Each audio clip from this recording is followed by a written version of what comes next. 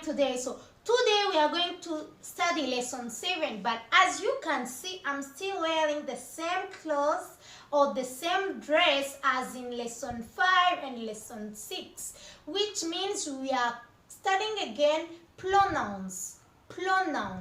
So it means that we have like 9 types of pronouns. So I tried to divide them into 3 lessons, which means like the first lesson in lesson 5 we started like 3 types of pronouns, and the lesson 6 we started again 3 types of pronouns, and today we are going to study again 3 types of pronouns, and that's the end of the pronouns. And you guys will be able to speak and use well the pronouns because you have already learned how to use them. You have already learned how to use them. So I hope you are going to be using them as native speaker.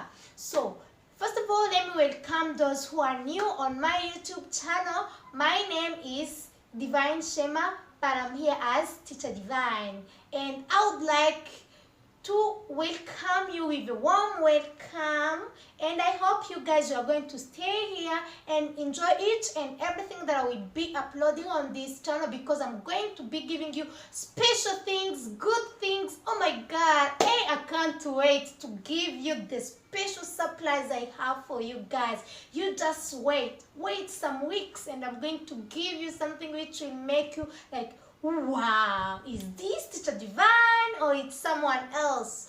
I promise you, you're gonna tell me I know. So today we are going to study lesson 7, as I told you, and it's all about pronouns.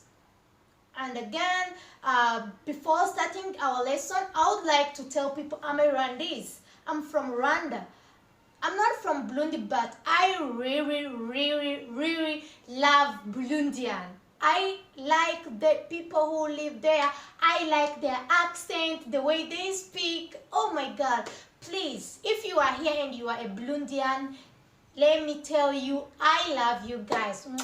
I love you. So let's study. I know you speak French and we can speak French also. Bonjour, je vous salue. Je m'appelle Shema Divine et je suis ici pour vous enseigner l'anglais. And as you can see also, I can speak French. So that was the thing which make you to feel that we are going to start the class. So let's start the class, okay? So as I told you, we are going to study lesson 7, which is pronouns, and I'm here as Teacher Divine. And please subscribe if you didn't subscribe, and share to your friends so that they can subscribe, and give a like with a comment there. Do the homework, please. So the type we are going to start with is called reciprocal pronouns. Reciprocal pronouns. Reciprocal pronouns. Reciprocal pronoun is used to express a mutual action or relationship. Let me repeat again.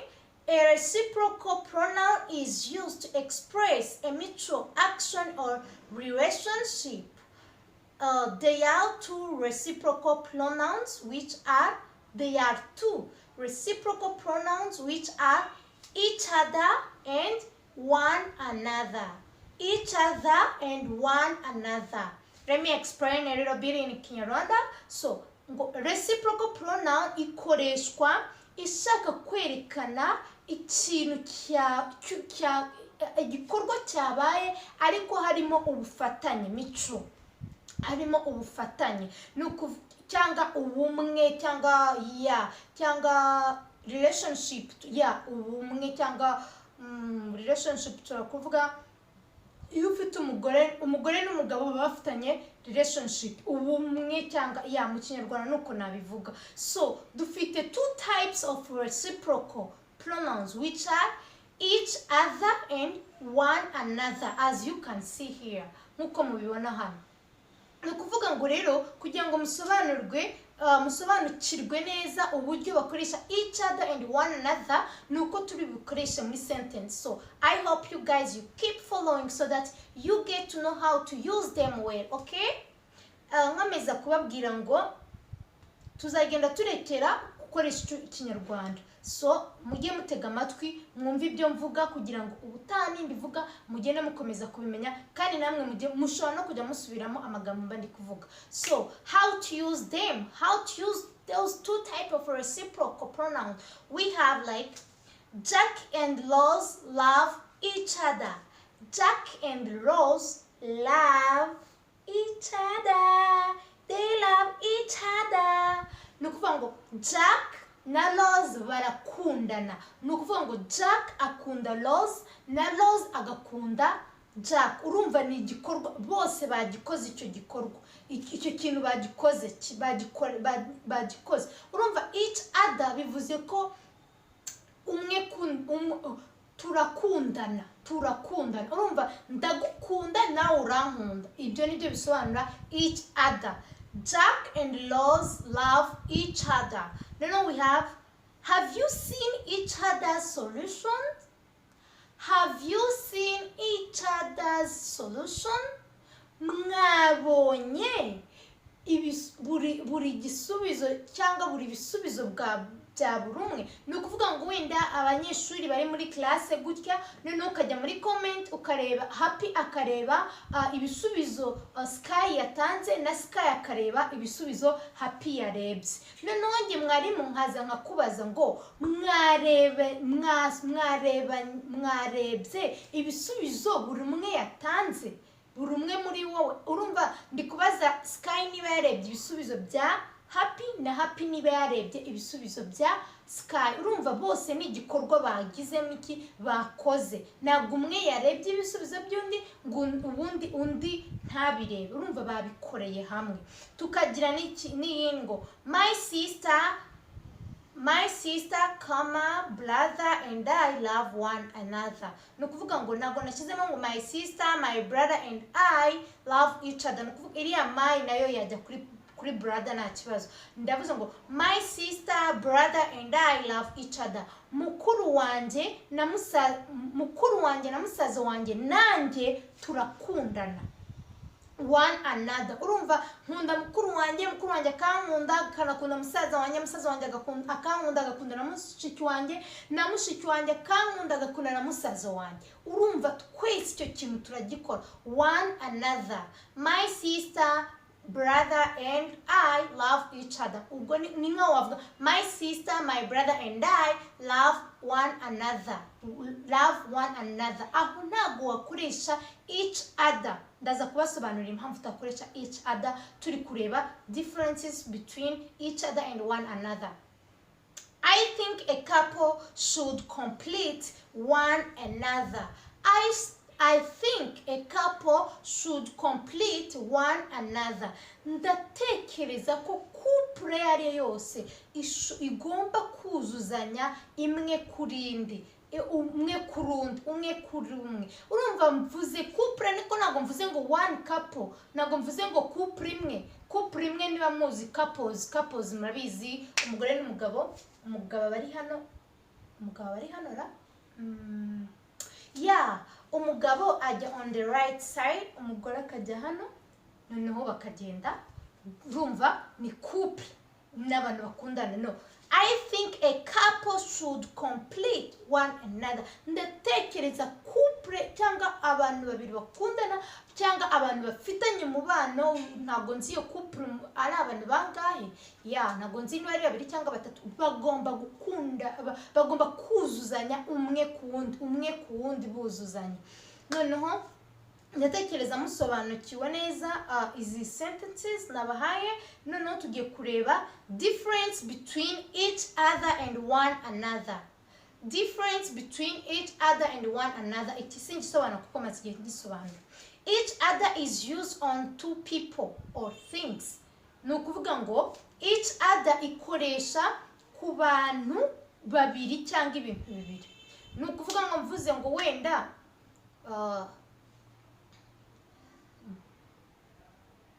wenda nk'imbwa n'iyindi biri gusangira each other, cyangwa birimo byagize birangana.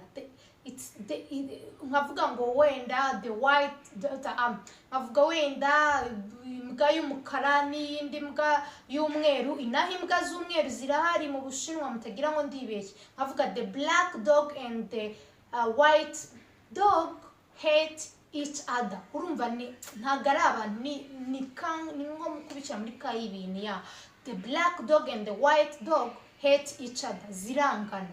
Urumva the black dog yangana na white dog. Yeah. Tukagira urumva umusobanukiye ko each other ikoreshwa iyo ari ibintu bibiri cyangwa abantu babiri. None one another is used for more than two people or things. One another is used for more than two people or two things. Nukuvuga ngo one another yo ikoreshwa more hejuru ya iyo more twarayize hejuru ya abantu babiri cyangwa ibintu bibiri. Sibyo niryo tandukanyirizo rihari. Iyo turayirangije tugiye kwiga another type of pronouns which is called reflexive pronouns. Reflexive pronouns. Reflexive pronoun. The reflexive pronouns are myself, yourself, itself, ourselves, yourselves, themselves. Kansubiremo myself, yourself, itself, himself, herself, ourselves, yourselves, themselves. Kansubiremo myself, yourself, itself, himself, herself, ourselves, yourselves, themselves. A reflexive pronoun is used when something does something to itself. A reflexive pronoun is used when something does something to itself. Nukuvuga ngo a reflexive pronoun ikoreshwa iyo ikintu kikorewe ubwacyo ikintu ku giti cyacyo. Nta muntu ukigukora cyangwa iyo umuntu cyangwa ikintu kikoreye ikintu runaka nta muntu ukigufashijemo. No, ngaruke kuri zino reflexive pronouns. Myself bivuga njyewe ubwanjye, yourself wowe ubwawe, itself ni cy'ubwacyo, himself wubwe ariko ari umuhungu, murabizi ko twabyize, herself wubwe ariko ari umukobwa, ourselves urumva self iyo ari mu buke iba ari self, iyo igiye mu bwinshi iriya fa ivaho hakajyaho va na e na s ni ubwinshi. N'irindi jambo ryose uzabona risozwa n'aka kantu ka e r na f, nujya kurishyira mu bwinshi uzamenya ko ari e va na s. Tuzabyiga ariko ntibibatere stress muri mwebwe.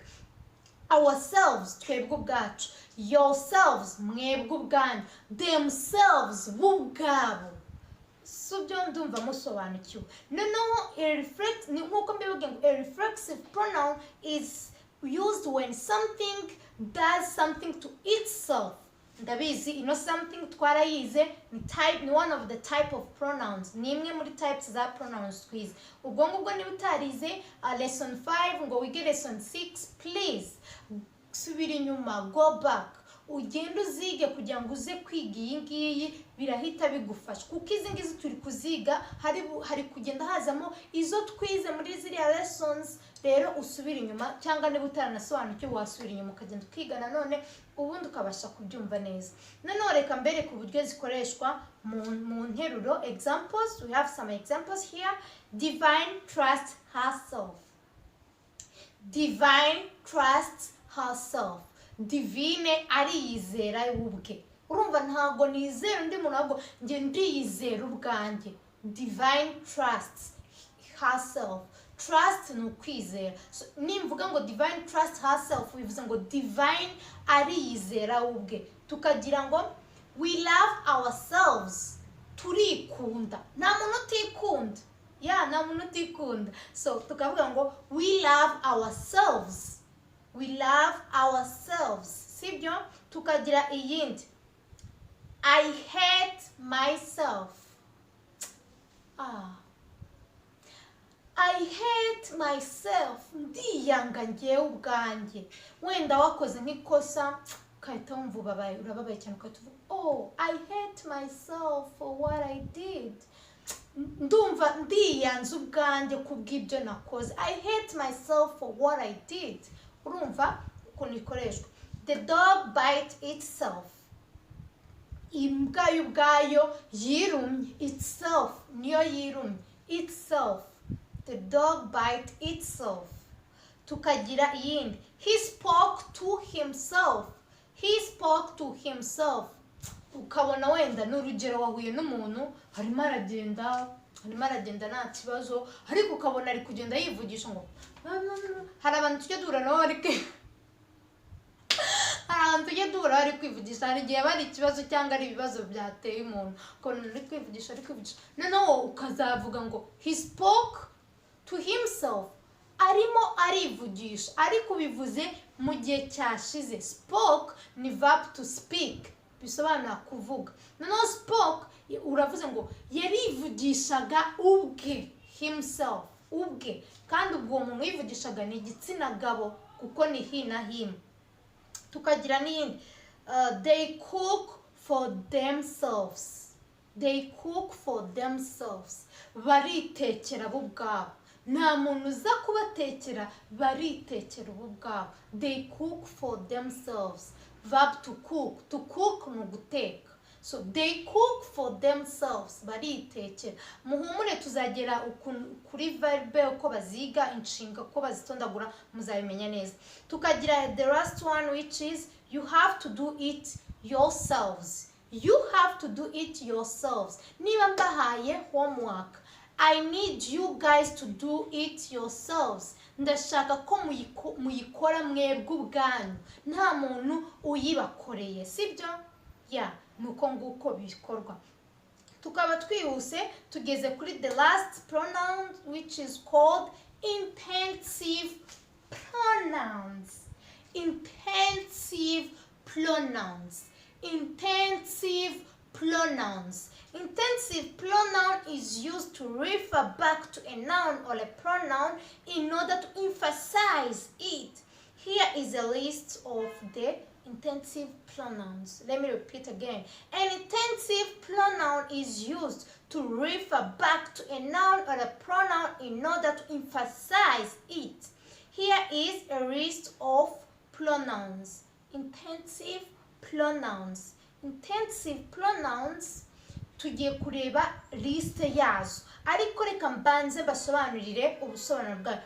An intensive pronoun is used to refer to back to a noun or a pronoun in order to emphasize it. Nukuvuga intensive pronoun ikoreshwa ishaka gusubira kuri pronoun cyangwa ku izina ryakoreshejwe kugira ngo iri tsindagire, emphasize, yerekane icyo kintu nyine ukuntu cyakozwe. Urabizi ko subject dufite pronoun na noun. Ushobora gutanga izi zina ry'umuntu ariyo noun, amazina batarayize bagiye muri lesson 4 niho biri, cyangwa ugatangiza pronoun ari byo turi kwiga bitatangiye kuri lesson 5. Noneho ni ukuvuga ngo izo dufite narazivuga, ni ukuvuga ngo is list of intensive pronouns, excuse me, njye ndwara igifu mwihangane, ni ukuvuga ngo ino intensive pronoun isa nino reflexive pronouns tumaze kwiga. Birasa completely, nta kintu na kimwe gihinduka, ahubwo ni ukuvuga ngo baba bari kukwereka ko noneho muri intensive pronouns zikoreshwa zitsindagira ikintu ko umuntu yagikoze, no muri reflexive ziba zibitsindagira ariko zi-emphasizing, zerekana nyine ukuntu icyo kintu cyakozwe. Dufite nyine same ni myself, yourself, himself, herself, itself, ourselves, yourselves, themselves. Ni ibyo ngibyo dufite.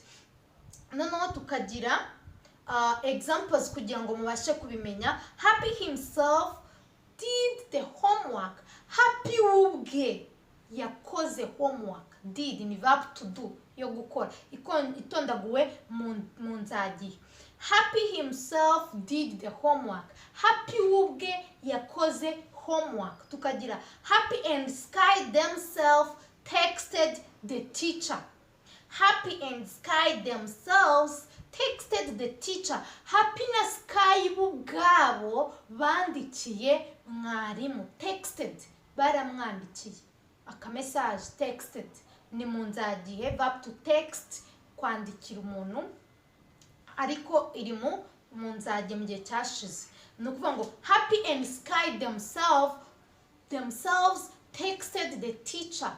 Ni ukuvuga ngo Happy na Sky ubwabo bandikiye mwarimu. Nta wundi muntu wabandikiye. Ni ukubitsindagira ko ari bo ubwabo babikoze.